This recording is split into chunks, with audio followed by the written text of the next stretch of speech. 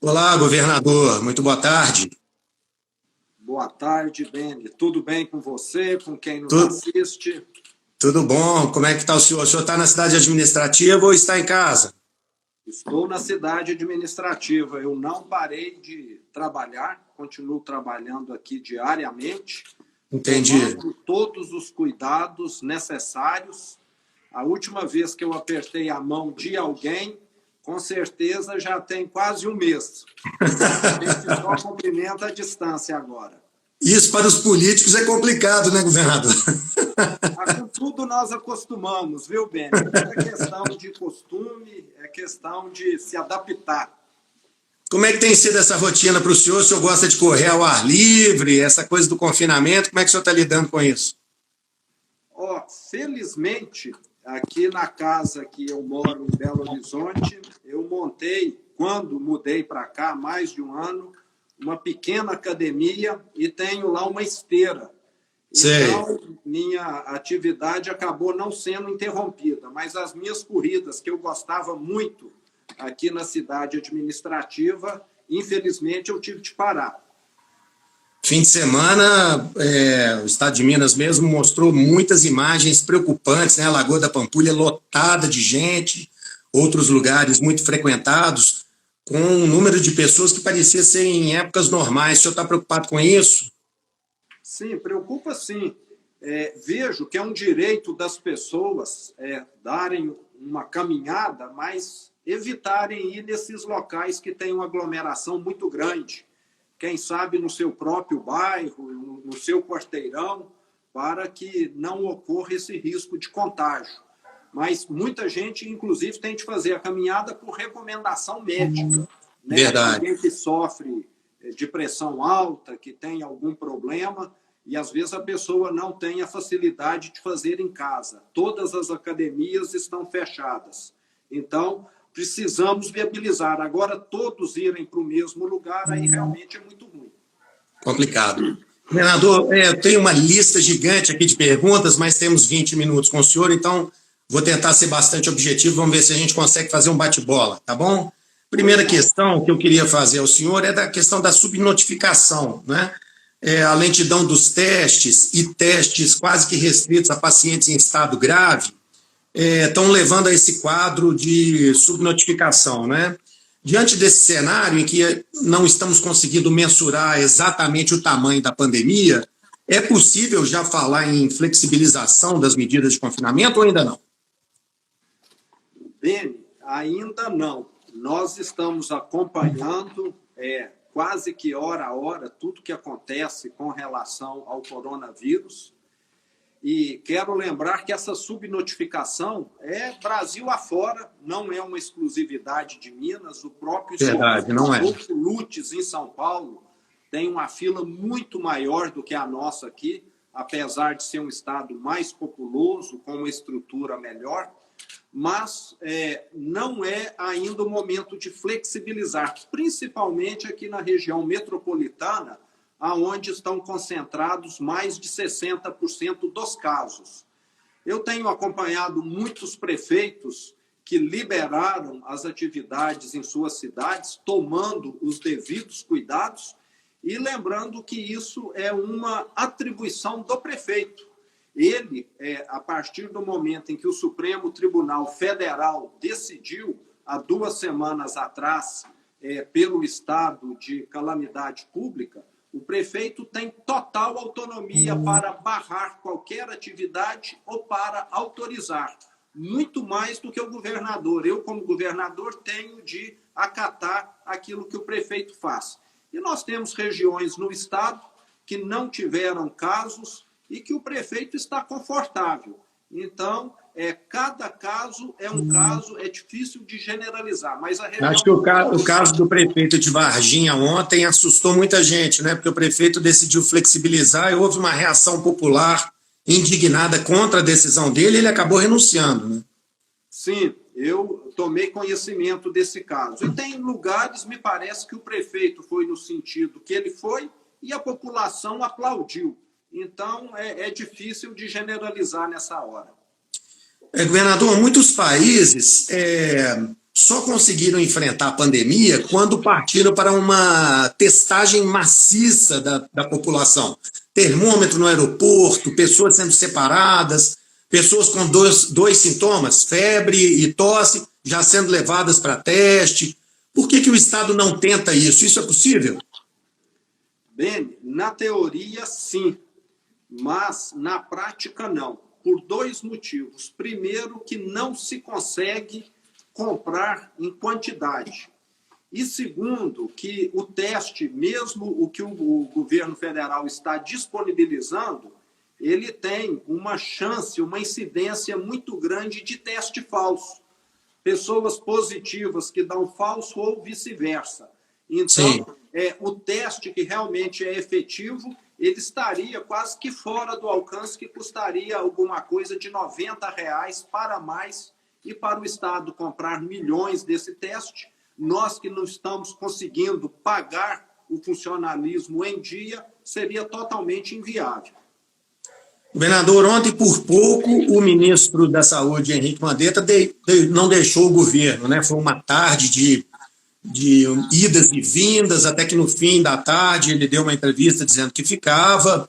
Eu queria que o senhor fizesse uma análise desse episódio, que foi muito ruim, assim, né, no momento para o país, né? E como é que o senhor tem visto a atuação do presidente Bolsonaro no combate à pandemia?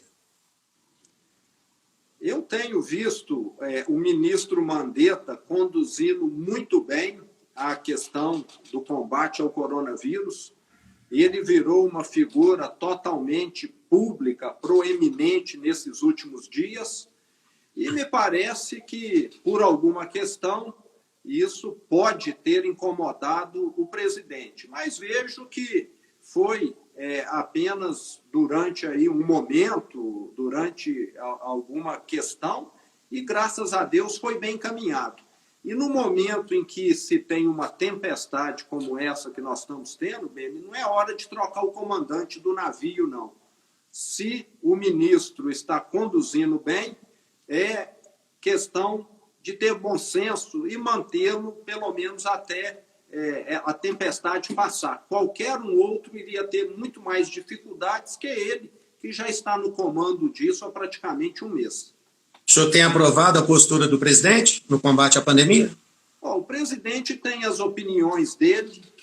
Nós, até hoje, mesmo entre especialistas em pandemias, temos opiniões divergentes. E eu, como leigo, não gosto de fazer julgamentos, porque até especialistas divergem. O que dizer de mim, leigo? Eu estou tomando uma medida por uma questão de segurança que visa preservar a população. Mas quem sabe daqui a um ano alguém pode dizer que nós tomamos a medida inadequada. Não sei, mas por vias de segurança estou sendo conservador. Governador, o senhor anunciou recentemente a recuperação de, parece que, 1.000 respiradores quebrados que foram localizados em unidades do Estado, não é isso? Como é que está o andamento desse trabalho? O senhor tem uma data para começar a entregar esses respiradores? Nós fizemos o processo de busca desses equipamentos na última sexta-feira, foi a primeira leva, e esse processo continua ainda essa semana, está em andamento. A posição que eu tenho de sexta-feira é que nós conseguimos recolher 62 aparelhos, entre aparelhos estragados ou aparelhos que estavam inativos ou sem necessidade naquela unidade de saúde ou hospital, e estamos analisando agora o que é possível recuperar. Com certeza, a maior parte vai ser recuperada sim, e deve ser a partir da próxima semana.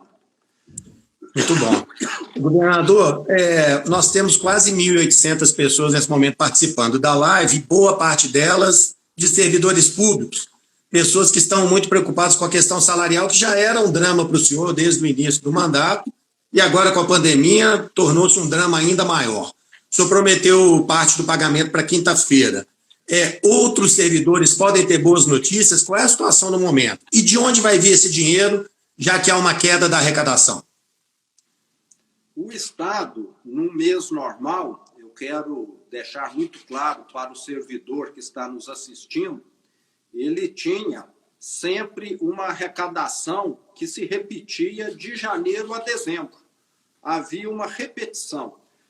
E nos últimos 15, 20 dias, nós assistimos a uma situação totalmente excepcional e, vale lembrar, ainda imprevisível. Os valores, a média diária de arrecadação caiu drasticamente e nós, com isso, passamos a não ter condição de prever. É alguém que vendia todo dia 100 picolés, saía com o carrinho cheio, e agora tem dia que vende 5, que vende 20, que vende 15. Como que essa pessoa vai fazer uma previsão se a estabilidade ficou totalmente afetada? Mas eu quero deixar muito claro para o funcionalismo que o meu trabalho está focado em reestabelecer, em fazer esse pagamento o quanto antes. Nós estaremos informando. O funcionalismo tem o direito de receber, de se planejar, e eu tenho feito aqui todo o esforço. Isso tem de ficar claro. Nós não estamos deixando de pagar porque é uma decisão deliberada nossa. É porque, infelizmente, o recurso não existe. E nós temos de pagar na hora que o recurso entra no cofre. Não adianta, nem se eu quisesse aqui emitir um cheque, mandar para todo mundo, e o cheque não tivesse fundo. Então, eu peço essa compreensão. A economia recuou muito e a arrecadação do Estado a mesma coisa. Mas quero deixar claro, estou fazendo o possível. Desde o primeiro dia meu aqui no governo de Minas, quem é funcionário público sabe. Eu procurei dar a data, passamos a dar uma previsibilidade, mas nos últimos 20 dias a situação se tornou imprevisível. E eu peço desculpas, eu não consigo tornar previsível o que eu não tenho como dar previsibilidade. E o de quinta-feira está garantido. Como? O de quinta-feira está garantido, que o senhor anunciou. Quinta-feira nós estaremos pagando o pessoal da saúde e da segurança, nessa quinta-feira. E os outros ainda, então, o senhor não tem a data? Estamos acompanhando a arrecadação. Assim que for possível, nós daremos uma data. A exemplo de indústrias, estabelecimentos comerciais, até clubes de futebol que estão reduzindo os salários, o senhor está com isso na pauta, não? Redução de salário do funcionalismo? Nós, no Estado, não temos essa atribuição. Estava para ser votada uma lei que permitiria a redução de carga horária e de salários, mas a informação que me chegou é que ela não foi aprovada no Congresso. E nós não podemos fazer nada ilegal.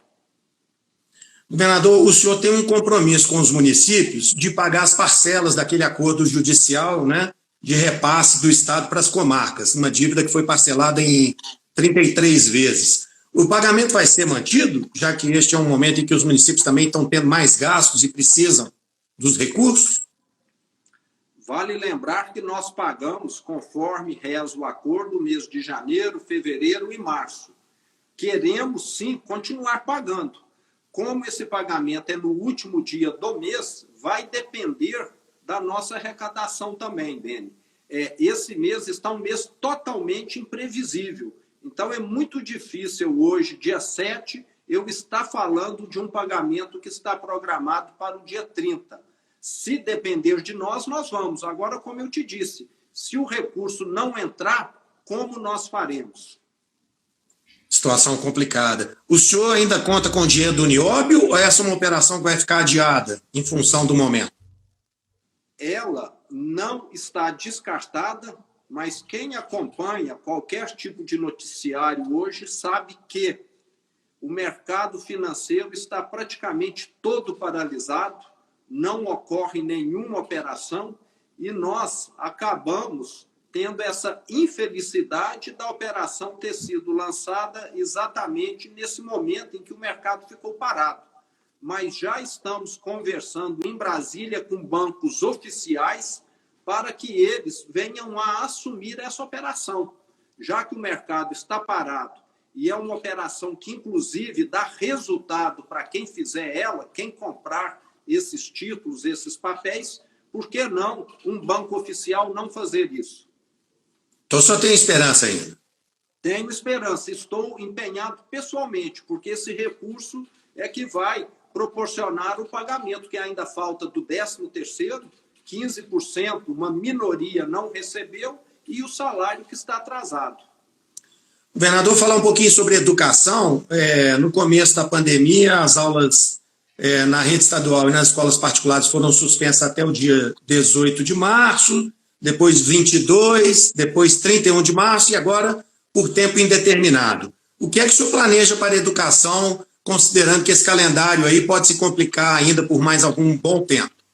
O que eu não entendi bem? O que o senhor planeja para a educação do Estado em função dessa questão do calendário que ainda pode se alongar com aulas suspensas por um tempo? Bom, nós estamos, acima de tudo, privilegiando a questão do aluno não ficar sem estudar. Estamos para concluir em breve a questão de todo aluno ter acesso ao conteúdo para que ele possa estudar, ou por internet, ou pegando o material na escola, e as professoras estarão fazendo esse acompanhamento. Então, mesmo que à distância, mesmo que não presencial, o aluno vai aprender, porque não sabemos se essa situação vai perdurar mais 1, 2 ou 3 meses. O senhor chegou a anunciar isso, né, que as crianças teriam aulas à distância por internet e aquelas que não têm acesso à internet, um dia da semana buscariam material na escola. Mas depois o senhor acabou voltando atrás e decretou o recesso. Esse recesso, então, foi para preparar as condições para depois adotar novamente esse anúncio feito na primeira etapa? Sim, exatamente. Vale lembrar que durante essas últimas semanas as professoras acabaram ficando de férias. De certa maneira, o recesso, as férias que nós iríamos ter em meados do ano, com certeza já não vai acontecer mais. E nós vamos tentar fazer de tudo, como eu disse agora, para que o aluno não fique prejudicado. De forma alguma, queremos que o ano seja perdido. Muita gente já me questionou isso, mas isso é a última hipótese. Nós queremos e temos condição de estar passando o conteúdo de forma remota, de forma à distância. Governador, voltando à questão da saúde, há uma disputa mundial hoje pela compra dos EPIs, né, dos equipamentos de proteção individual, né? Como é que está a situação dos hospitais de Minas? O governo tem negociado a compra de mais equipamentos? E eu adicionaria mais uma questão também. O senhor pretende contratar profissionais, caso a situação piore ainda mais, profissionais de saúde? Primeiro, estamos, sim, adquirindo equipamentos de proteção individual, inclusive direcionamos centenas de presidiários para produzirem alguns deles, principalmente a máscara, e vamos, sim, contratar profissionais para a saúde. Em breve, nós deveremos estar divulgando, principalmente aí pelas redes sociais, um processo de recrutamento, mas vale lembrar que nós temos mais de 1.000 médicos militares na reserva. Se nós falarmos, vamos chamar a metade, nós já teríamos 500 médicos que poderiam ser chamados para estar atendendo. Mas, além de médicos, nós vamos precisar de enfermeiras e outros profissionais também. O senhor considera que os profissionais da saúde, esses que estão especificamente lidando com os pacientes de coronavírus, eles estão em boas condições de trabalho, estão bem protegidos? Qual é a avaliação que o senhor faz? Não, eu te diria que houve e talvez ainda ocorra falta de equipamentos de EPI. Minas Gerais e o Brasil não estavam preparados, mas nós estamos correndo atrás da compra desses equipamentos. E queremos que o profissional de saúde venha estar adequadamente protegido, principalmente na hora que a nossa curva subir, o que deve estar acontecendo aí em 1, 2 semanas, apesar do comportamento dela também não ser muito previsível. Governador, nosso prazo está terminando, então eu queria fazer uma última pergunta, que é a seguinte. Essa questão da pandemia tem colocado vários dilemas diante, especialmente dos gestores públicos, né? talvez o principal é essa opção entre a vida e a continuidade dos negócios, a economia, digamos assim. E até o momento, aparentemente, o senhor tem optado pela vida, graças ao decreto que determinou o confinamento e tudo. Qual foi a decisão mais difícil que o senhor tomou desde que começou essa pandemia? Aquela que tirou o sono do senhor? Eu diria que a decisão mais difícil foi exatamente essa, de você ter de paralisar uma série de atividades que muitas vezes representam o ganha-pão de muitas pessoas. Quando nós decidimos que os shopping centers não poderiam ficar abertos, que muitos estabelecimentos comerciais deveriam fechar, o reflexo disso é que muitas pessoas deixaram de ter ali alguma renda. Sempre tinha alguma faxineira que ia limpar esses locais, o garçom que atendia alguém no restaurante ou no bar, e isso acabou afetando a vida de muitos.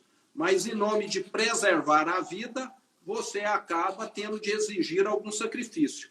Espero que o governo federal implemente rapidamente essa medida de auxílio, que ele já anunciou, mas que está tendo alguma dificuldade para operacionalizar, porque isso vai, pelo menos, proporcionar que as pessoas tenham condição de continuar a se alimentando, pelo menos de forma adequada, até que todo esse transtorno passe.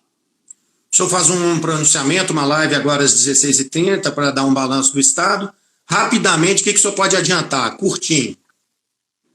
Bom, o que nós vamos estar dizendo é que a pandemia realmente tem afetado muito as pessoas de baixa renda e que nós vamos estar lançando algumas ações que visam principalmente a estar dando algum amparo para essas pessoas que são as mais afetadas, as mais humildes.